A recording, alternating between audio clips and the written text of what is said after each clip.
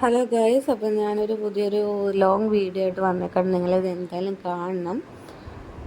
72ാമത്തെ Nehru trophy വള്ളകളിക്ക് പോയൊരു വ്ലോഗാണിത്. കാരണം എൻ്റെ അമ്മ വീട് അവിടെ ആയതുകൊണ്ട് തന്നെ നമ്മൾ എല്ലാ വർഷവും മുടങ്ങാതെ പോകുന്നൊരു പരിപാടിയാണ്. നമുക്കൊരു ഉത്സവം പോലാണ് നമ്മൾ ആഘോഷിക്കുന്നത്.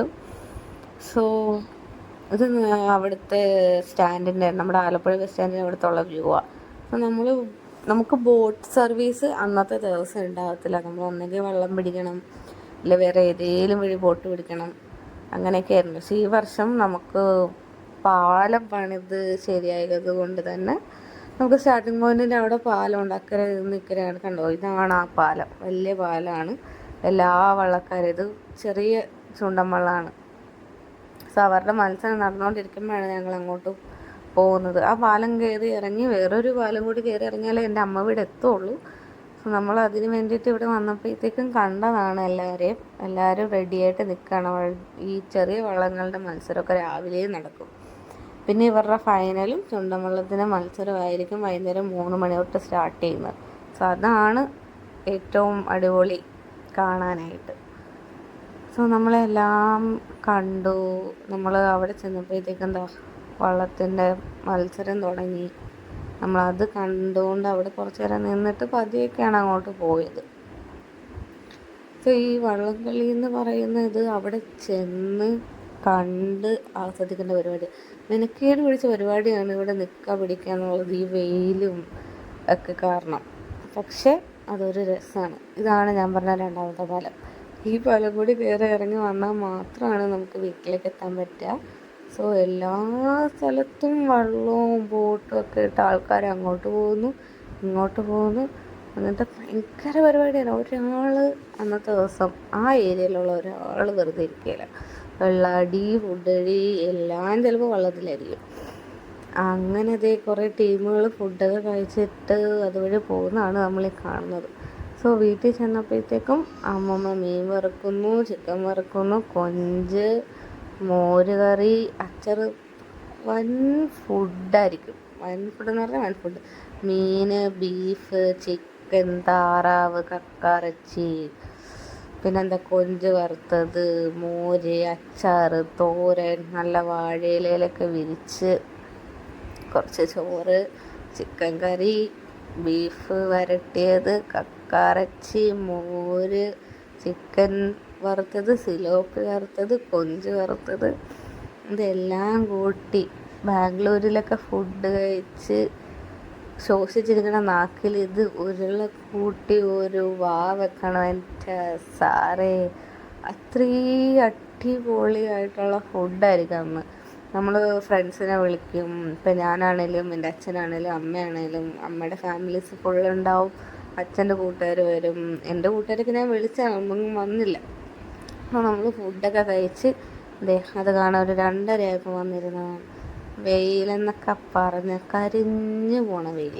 പക്ഷെ ആ സമയത്ത് ഒരു അരമണിക്കൂർ വെയിലാണെങ്കിൽ 10 മിനിറ്റ് മഴ, വീണ്ടും അരമണിക്കൂർ വെയിൽ, 10 മിനിറ്റ് മഴ. ഇതിങ്ങനെ റൊട്ടേറ്റ് ചെയ്തുകൊണ്ടിരിക്കും. മഴ നനയും, അത് ഉണങ്ങും. ഈ പോകുന്നതാണ് അരോമ വള്ളക്കാർ.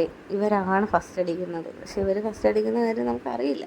ഇവർ ആദ്യമായിട്ടാണെന്ന് തോന്നുന്നത് ഇവിടെ തൊഴണം. എനിക്കതിനെപ്പറ്റി അറിയില്ല. സോ വള്ളത്തിൻ്റെ ഘോഷയാത്രയ്ക്ക് വേണ്ടി സ്റ്റാർട്ടിങ് പോയിൽ നിന്ന് ഫിനിഷിംഗ് പോയിലേക്ക് എല്ലാ വള്ളവും പോയി. അവരുടെ അവിടുത്തെ അസംബ്ലി എല്ലാം കഴിഞ്ഞ് അവർ തിരിച്ച് ഘോഷയാത്രയായിട്ട് ഇങ്ങോട്ട് വരും.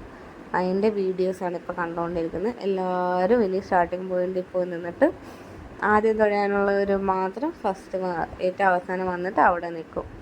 ഈ 4 ട്രാക്കാണുള്ളത്. 4 ട്രാക്കിൽ ഈ വെള്ളക്കൊടിയും പിടിച്ചുകൊണ്ട് സാറന്മാർ ഇവിടുന്ന്, അതായത് സ്റ്റാർട്ടിങ് പോയിന്റിൽ നിന്ന് ഫിനിഷിംഗ് പോയിന്റിലേക്ക് പോകും. അവിടുന്ന് പച്ച കൊടിയും കൊണ്ട് അവർ തിരിച്ചു വരും.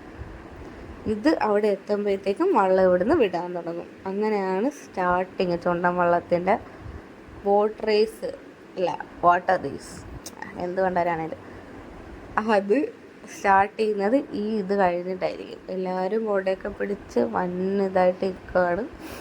നമ്മൾക്കും കുട കുറവായിരുന്നു.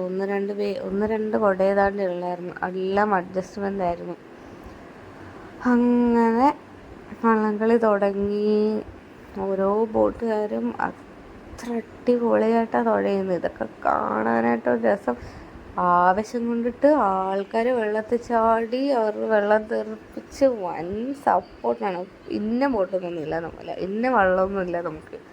നമ്മളെല്ലാ വള്ളങ്ങൾക്കും ഒരേ ആർപ്പുവിളിയായിരിക്കും. അങ്ങനെ ഓരോ വള്ളങ്ങളും തുഴയുന്നു. എന്ത് രസമാണെന്നറിയൂ ഇതൊക്കെ കാണാൻ. ഇതൊക്കെ വൺസ് ഇൻ എ ലൈഫ് ഇതൊന്ന് എക്സ്പീരിയൻസ് ചെയ്യേണ്ട സാധനമാണ്. പക്ഷെ അത്രയും അടിപൊളി. ഇപ്പം നമുക്ക് കുറേ കൂട്ടുകാരൊക്കെ ആയിട്ടാണ് നമ്മൾ പോകണമെങ്കിൽ ആർപ്പ് വിളിച്ച് അടിപൊളിയാവും.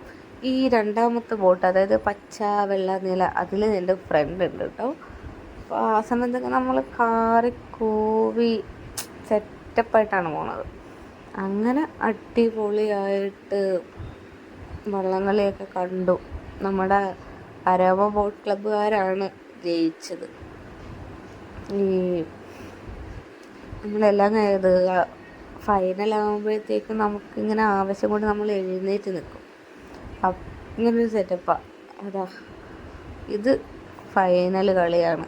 ഫൈനലായിട്ടുള്ള ഏറ്റവും, അതായത് 2026 72ാമത്തെ നെഹ്റു ട്രോഫി വള്ളംകളിയുടെ ഏറ്റവും അവസാനത്തെ ഫൈനൽ നടക്കുന്ന വീഡിയോ ആണ് ഞങ്ങൾ കണ്ടുകൊണ്ടിരിക്കുന്നത്. എൻ്റെ അമ്മൂമ്മയുടെ ആർപ്പ് വിളി നോക്ക്, അടിപൊളി. എന്ത് രസമാണെന്നറിയോ ഇതൊക്കെ കാണാനും. ഈ ഒച്ചയും ബഹളവും.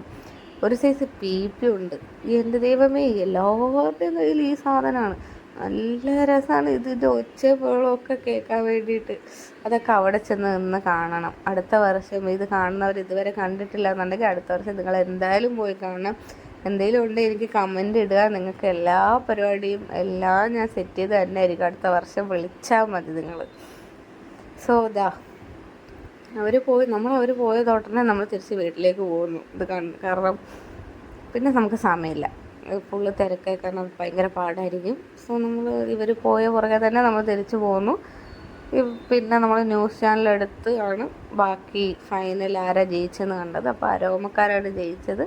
അവർക്കൊരു നല്ലൊരു അഭിനന്ദനങ്ങൾ. അടിപൊളി.